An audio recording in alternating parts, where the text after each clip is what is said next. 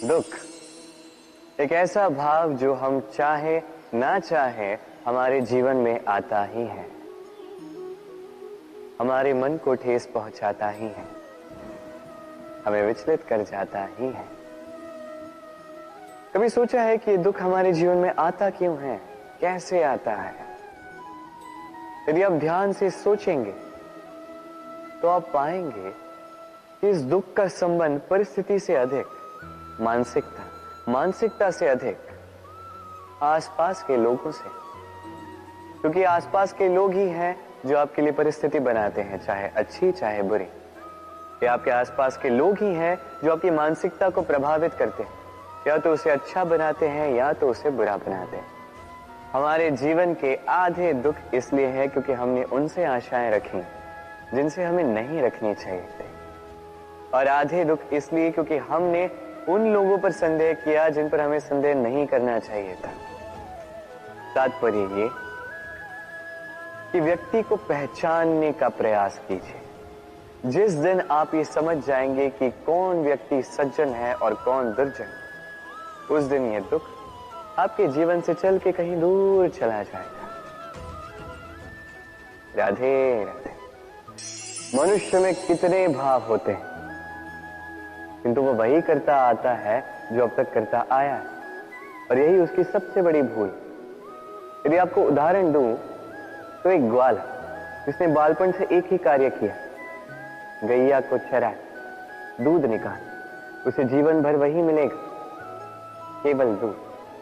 किंतु सोचिए, जब यही दूध किसी हलवाई के पास जाता है तो वो उसका मावा बनाता है, माखन बनाता है, भिन्न भिन्न प्रकार की मिठाइयां बनाता है, ही बनाता है। उसने कुछ बड़ा किया, बदले में उसे कुछ बड़ा मिले। स्मरण रखिएगा, यदि आप वही करते आएंगे जो सदैव से करते आए हैं, तो आपको वही मिलता आएगा जो सदैव से मिलता आया है।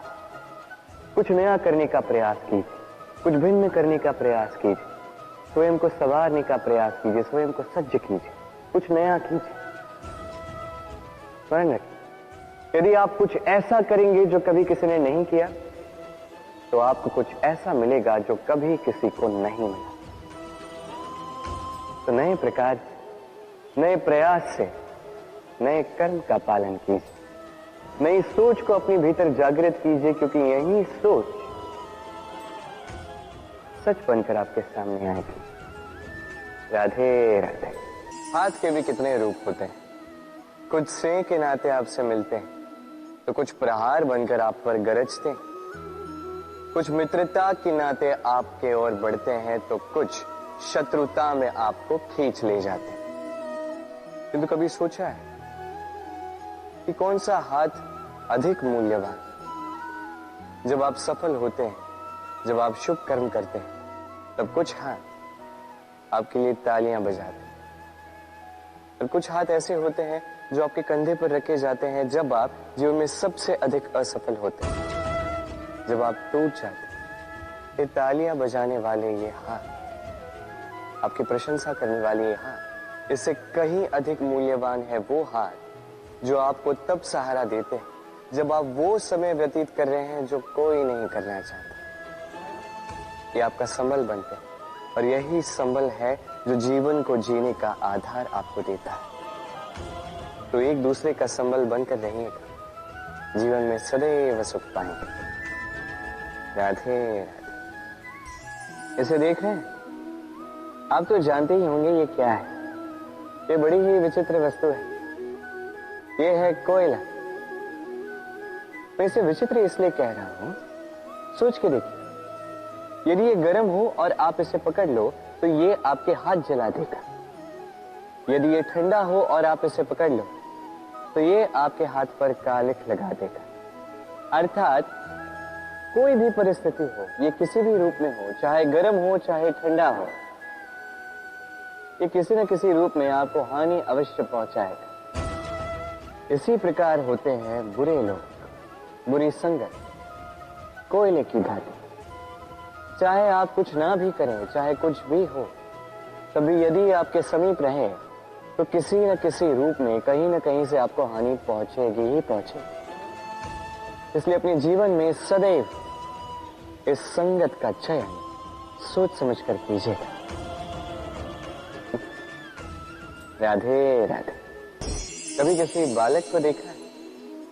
कितना कुछ घटित होता है उसके जीवन, बालपन से लेके बड़े होने तक असंख्य अनुभवों को अनुभव करता है। कभी गिरता है, कभी चोट खाता है, कभी सीखता है, कभी पीड़ा सहता है, तो कभी आनंद के क्षण जीता है। किंतु स्मरण रखता है तो केवल आनंद के क्षण। अब तनिक एक बार आपके जीवन के प्रारंभ में झांक के देखिए, आपके बालपन में झांक के देखिए, आप पाएंगे कि अधिकतर स्मृतियां जो आपके मन में हैं वो अच्छे क्षणों की, बुरे क्षणों की नहीं। इसीलिए ये बालपन, ये सुखी होता है, ये निश्चिंत होता है। इसलिए आज भी न जाने आप कितने भी बड़े क्यों ना हो जाए, बुरी स्मृतियों को, बुरी यादों को भुलाने का प्रयास कीजिए। एक बार बुरी यादों को भुलाने का अनुभव आपको हो गया तो स्मरण रखिए, कितने भी कठिन कष्ट आपके जीवन में क्यों ना आए, उनका सामना करने में आप सक्षम रहे।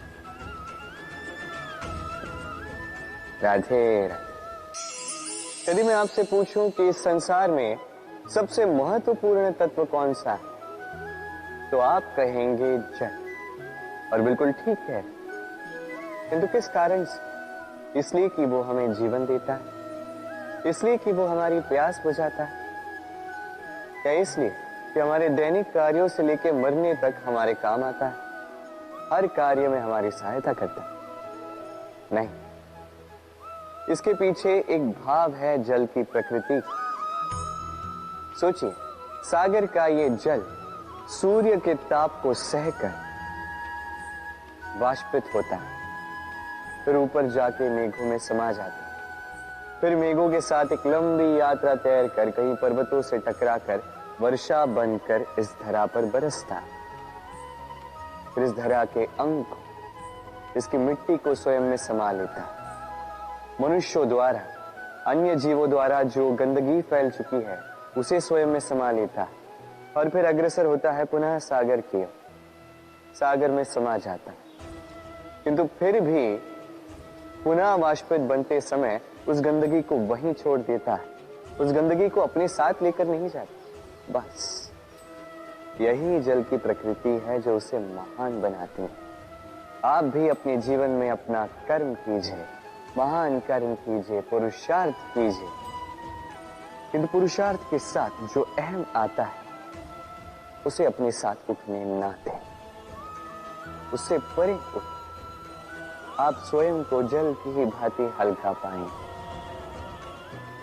राधे राधे। चिंता, सभी कहते हैं चिंता नहीं करनी चाहिए, किंतु चिंता सभी करते हैं। जो वृद्ध व्यक्ति होता है वो अपने अतीत की आज से तुलना करके चिंतित रहता है। जो युवक होता है वो भविष्य के विषय में सोचता है, अपने लक्ष्य को कैसे प्राप्त किया जाए इस विचार में चिंतित रहता है। एक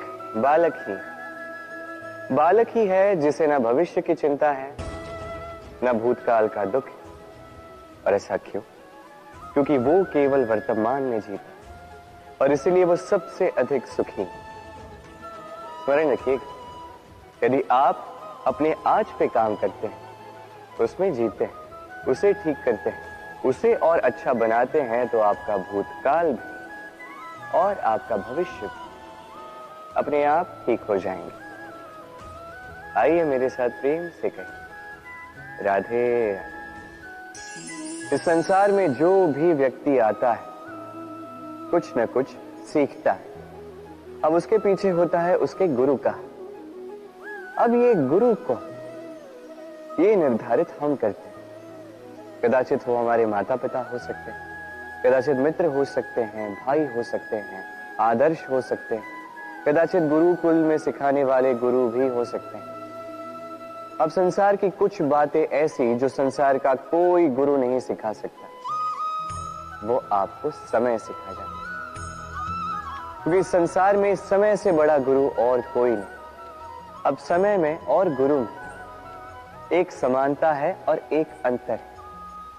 समानता ये कि समय और गुरु दोनों आपको सिखाते हैं। अंतर ये कि गुरु पहले आपको सिखाता है, फिर आपकी परीक्षा लेता है। समय पहले आपकी परीक्षा लेता है, फिर आपको सिखाता है।